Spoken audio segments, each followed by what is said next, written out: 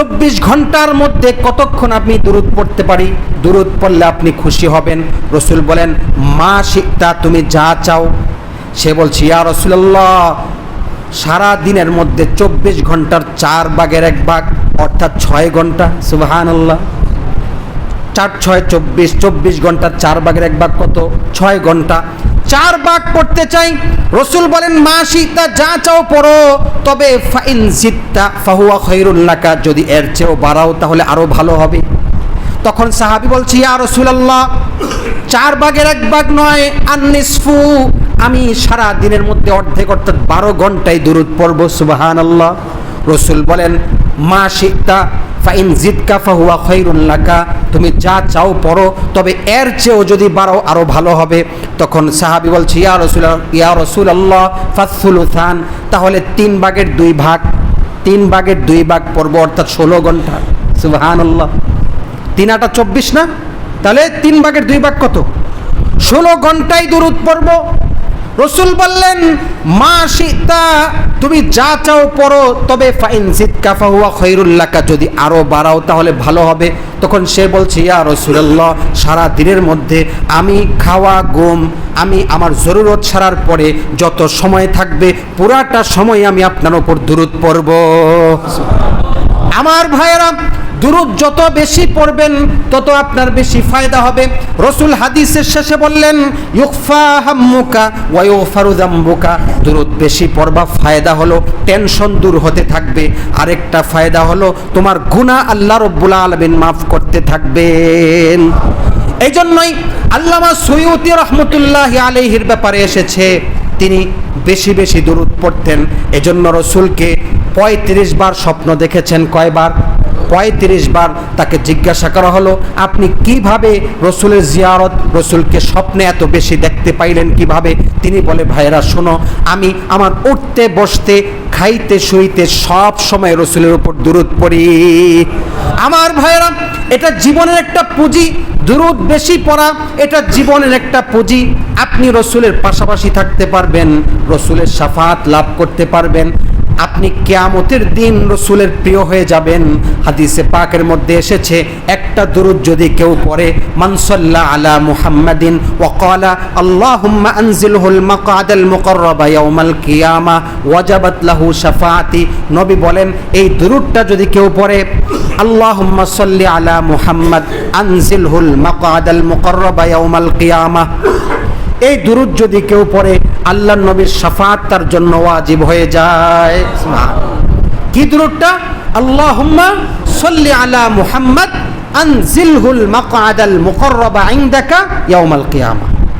আল্লাহ, আপনার নবীর উপর, আপনার হাবিবের উপর আপনি রহমত নাজিল করুন এবং কিয়ামতের দিন আপনার কাছে তাকে নৈকট্য দান করুন। এটার মধ্যে এই দোয়াটা আছে, আল্লাহুম্মা আনজিলহুল মাকআদাল মুকাররাবা ইনদাকা ইয়াউমাল কিয়ামা, আপনার কাছে আপনি আপনার নবীকে নৈকট্য দিয়েন কিয়ামতের দিন। এই দুরূদটার পাশাপাশি এই দোয়া, আল্লাহুম্মা সাল্লি আলা মুহাম্মাদ আনজিলহুল মাকআদাল মুকাররাবা ইনদাকা ইয়াউমাল কিয়ামা, দুরূদটা শিখে নেবেন। এটা বেশি বেশি পড়বেন, আল্লাহর নবীর শাফাআত লাভ হবে। কি লাভ হবে?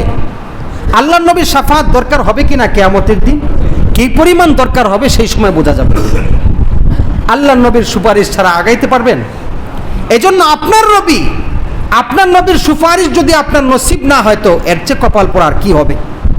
আর শাফাআত পেতে হলে নবীর সুন্নত, দাড়িটা লম্বা করতে হবে।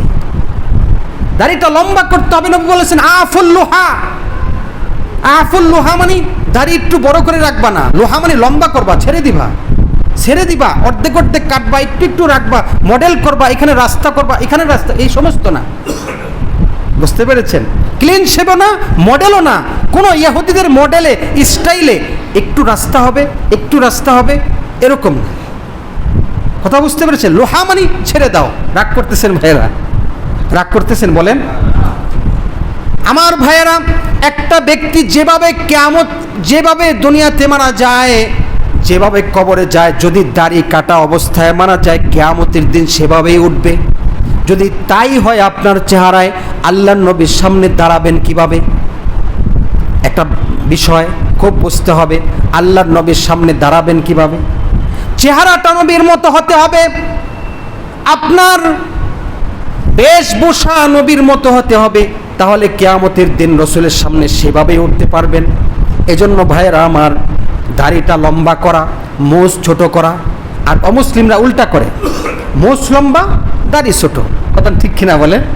এজন্য ভাইয়েরা আমার, জীবনের সব ক্ষেত্রে রসুলের আদর্শকে গ্রহণ করুন, সফল কাম হয়ে যাবেন।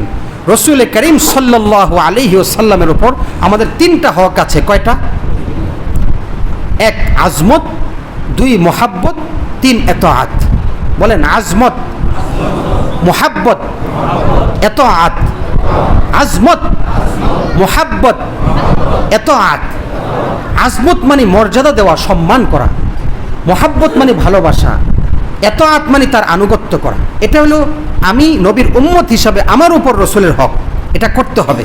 সম্মান দিতে হবে যথাযথ, মোহাব্বত করতে হবে পরিপূর্ণ, আনুগত্য করতে হবে পরিপূর্ণ। এই 3টা আপনার হক রয়ে গেছে। আজমত, সম্মান করতে হবে এমনভাবে যে সম্মানটা রসুল যেভাবে বলেছেন। রসুল করিম সাল্লাল্লাহু আলাইহি ওয়াসাল্লাম ইরশাদ করেন, লা তুতুরুনি কামা আতরাতিন নাসারা ঈসা ইবনে মারইয়াম। তোমরা আমাকে এমনভাবে সম্মান করতে যাবে না, এমনভাবে সম্মান করতে যাবে না যেভাবে খ্রিস্টানরা ঈসা আলাইহিস সালামকে সম্মান করেছে। খ্রিস্টানরা ঈসাকে সম্মান করতে গিয়ে কি বানাইছে? খোদাই বানাই দিয়েছে। কেউ কেউ বলেছে নবীর পুত্র, আল্লাহর পুত্র বলে নাই, আল্লাহর পুত্র বলেছে, কেউ কেউ খোদাই বানাই দিয়েছে। বলেন, এভাবে সম্মান করলে নবী খুশি হবে না আল্লাহ খুশি হবে? কেউ খুশি হবে না। আপনি প্রধানমন্ত্রীকে জায়গায় যদি স্বরাষ্ট্রমন্ত্রীর মর্যাদা দেন, স্বরাষ্ট্রমন্ত্রীকে প্রধানমন্ত্রীর জায়গায় মর্যাদা দেন, তাহলে স্বরাষ্ট্রমন্ত্রী খুশি হবে না প্রধানমন্ত্রী খুশি হবে? কেউ খুশি হবে? একজনও খুশি হবে।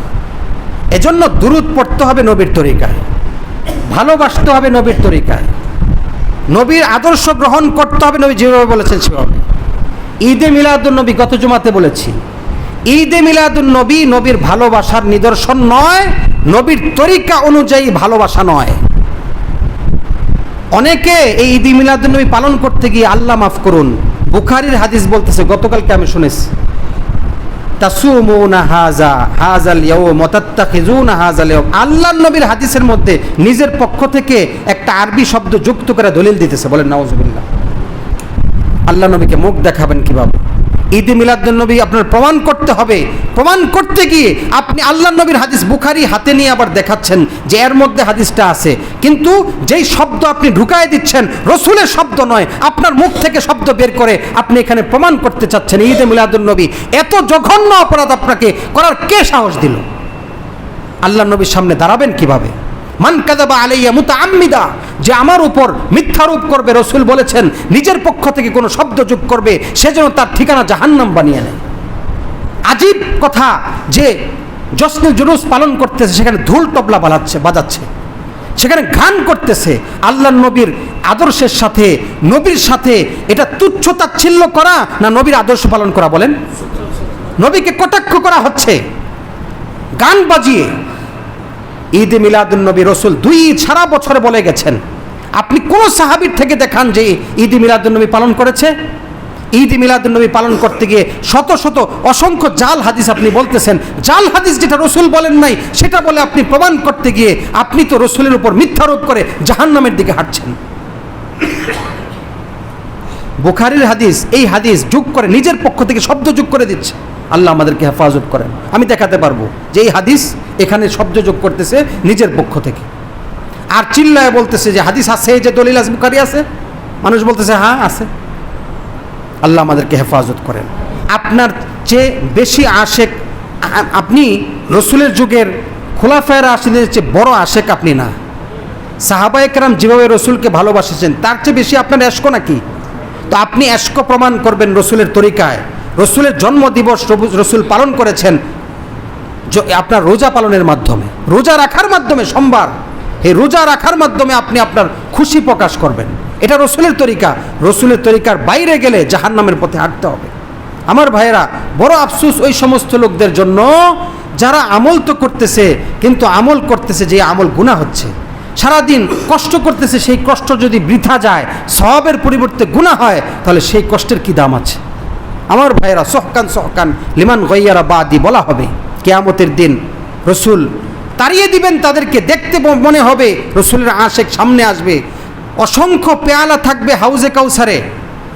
এই পেয়ালাগুলো দিয়ে আল্লাহ নবীর উম্মতকে হাউজে কাউসারের পানি পান করাবেন। কিন্তু কিছু সমস্ত লোক এরকম আসবে যারা নবীর আদর্শকে বিকৃত করে বেদাত প্রবেশ করিয়েছে মানুষের মধ্যে। এই সমস্ত লোকরা যখন আসবে, নবী বল আমার সামনে থেকে দূর হয়ে যাও। নবী বলবেন আমার সামনে থেকে দূর হয়ে যাও। বলেন নাউজুবিল্লাহ। আমার ভাইয়েরা, এজন্যই